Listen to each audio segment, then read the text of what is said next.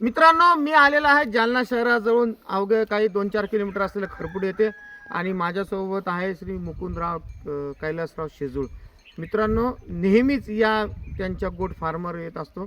छोटंसं क्षेत्र आहे 2-2.5 एकर आणि या क्षेत्रामध्येच त्यांनी शेळीपालन, कुक्कुटपालन, रेशीम उद्योग, शेततळं किंबहुना त्यांनी चंदन लागवडसुद्धा केलेली होती. अतिशय हुन्नरी आणि कर्तृत्ववान असे हे 2 भाऊ आणि त्यांचे वडील आहेत कैलासरावजी शेजूळ. यांना मी नेहमीच भेटत असतो. त्यानंतर यांचा भाऊ गणेश आणि हे स्वतः मुकुंदराव यांचं शेळीपालन तुम्ही बघा, कुक्कुटपालन बघा, अतिशय नियोजनबद्ध आहे.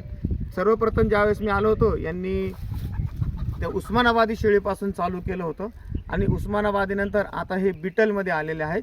बिटलचं हे उत्पन्न हे चांगलं असल्यामुळं यांनी आता हे बिटलची ही जात निवडलेली आहे. मित्रांनो, हे नेहमी सांगत असतात की क्षेत्र तुमचं किती असो पण तुम्ही स्वतः या शेतीमध्ये काहीतरी उत्पन्न घ्या.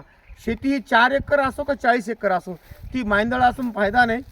4 एकर किंवा 2 एकर जरी शेती असली तुम्ही त्याच्यामध्ये जोडधंदा करा आणि त्याच्यामधून उत्पन्न काढा, असं हे नेहमी सांगत असतात.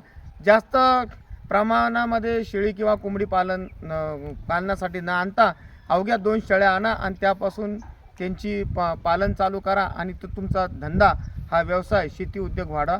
आणि शेतीला जोडधंदा असल्याशिवाय पर्याय नाही.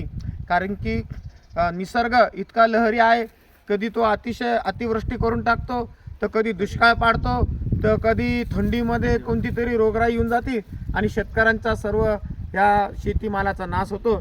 त्याच्यामुळे ते नेहमी सांगत असतात की शेतीला जोडधंदा करा, शेळीपालन करा, कुक्कुटपालन करा. कुक्कुटपालनामध्ये तुम्ही अंडे विका.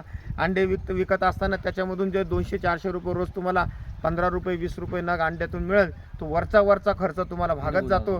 आणि शेळी पालनातून तुम्हाला हे उत्पन्न 6 महिन्याला वर्षातून हे एकखट्टी येत असतं.